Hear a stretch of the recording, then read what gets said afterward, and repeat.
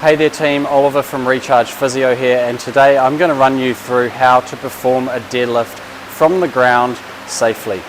For people who have never deadlifted before, or if people want to work on their technique. And I do recommend working on your technique at a lighter weight and then building that great technique up by incrementally so that you can get up to what you were at before if you are a seasoned deadlifter learning this stuff for the first time. Hey there team, just going to interrupt that video for a quick second. So the things that we want to be keeping an eye out for while we are deadlifting, the aim of the game is to lift that weight up to hip height with the arms fully extended, using as little energy as possible.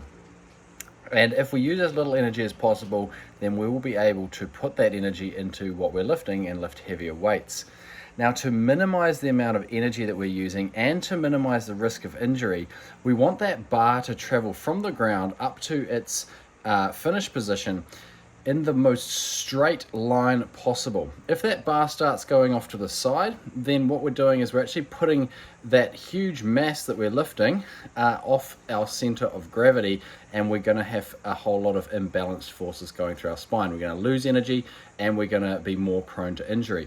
So we want to take that weight as far up in a vertical direction as we possibly can, which means keeping the weight in as close to our body as we can the whole time.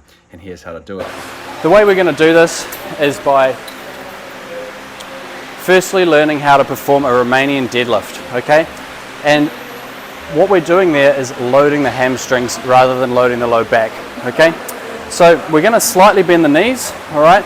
And firstly we're going to just practice pelvic tilt, okay? So hyper extending the lumbar spine. This isn't where we want to be, but it's good to know the difference between what's not great and what works. Okay, so extending the lumbar spine and then tucking the tailbone. We don't want to be here either. Okay, so this is where disc injuries are likely to occur if there's a lot of curve through the lower back. Okay, so I want you to just practice that movement of anterior and posterior pelvic tilt to start with, because we need to know where a neutral position is going to be. And for me, that's where my neutral position is. I'm not arching and I'm not rounding through the spine either, okay? Now that I know where that position is, I'm going to pop my hands down on my thighs and I'm going to keep that position and slowly stand up.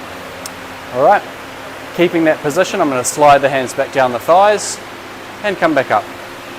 Slide the hands down the thighs and come back up. Just practicing moving the hands down to the knees and back up, keeping a neutral lumbar spine. You should be able to get down to the point where you can feel some loading or some stretching through the hamstrings. If that's happening around here and you're not able to make it past your knee, then you just need to keep practicing this and get some length in those hamstrings. I would recommend a minimum of 20 repetitions per day. Even twice a day is really great to get some length in the hamstrings to start with. Once you can get down to your knees, then we can start moving on to using some weights. You could practice just holding onto a dumbbell, coming down, coming back up, again just lengthening those hamstrings out, practicing that form.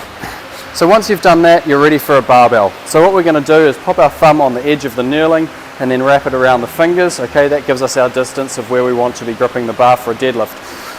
Start with the feet just over shoulder width apart and that bar resting just above, just in the groin.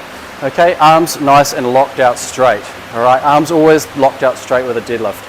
We want to lift the chest and then again practice that movement we just learned, coming down, coming back up with a neutral spine, practicing hinging at the hips. Coming down, coming back up, hinging at the hips. The bar should be in contact with the body the whole time. If the bar is out here, we're going to be adding quite a lot of strain to the low back. Okay, so the bar needs to be as close as it can be, sliding down the front of the thighs. You might feel a stretch in the hamstrings before you get to the knee, and if that's the case, just keep working on this movement and stretching those hamstrings out actively, using this technique to get some more hamstring length until you get to a point where you can actually get the bar down below the knee. Once we can get below the knees without the hamstring limiting us, then we can actually add in the second part, which is the leg drive for the deadlift. So we're going to slowly lower the hips and the shoulders at the same time by using our quads. Okay, coming back up, hips and shoulders come up together, come down together, come up together, come down together. What I don't want to see is any of this. What I don't want to see is any of this. Okay, so shoulders coming up or hips coming up independently of each other. They come up together, and once the bar gets to above the knee, the hips come through and we perform the hip hinge like we practiced before. So there's two parts to the deadlift, the hip hinge and then the leg drive.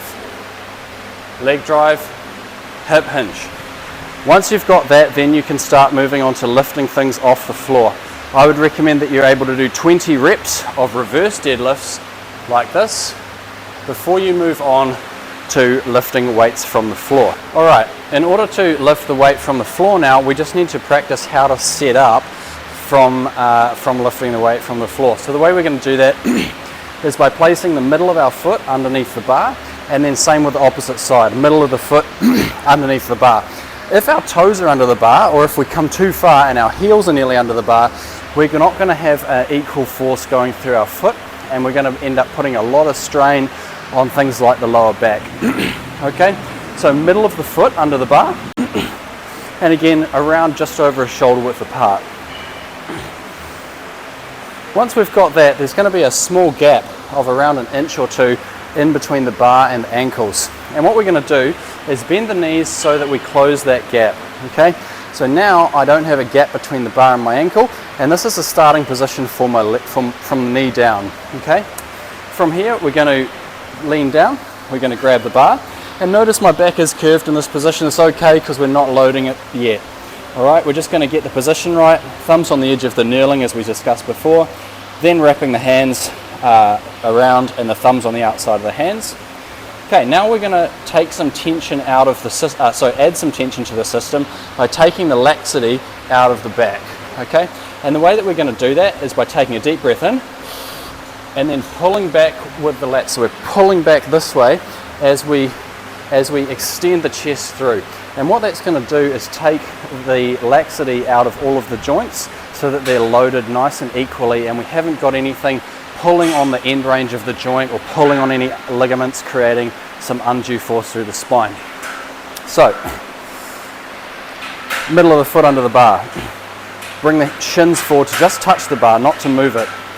Come down, thumbs on the edge of the knurling, wrap the thumb around the outside of the fingers. Nice deep breath in, pulling back with the arms and chest forward. From here, we're going to squeeze our tummy, brace through the core, and then we're going to drive through the legs coming up. Once the bar gets to just above the knee, we're going to bring the hips through. In reverse, we're going to do what we did before, slowly lowering back down with that hip hinge, and then shoulders and hips down at the same time.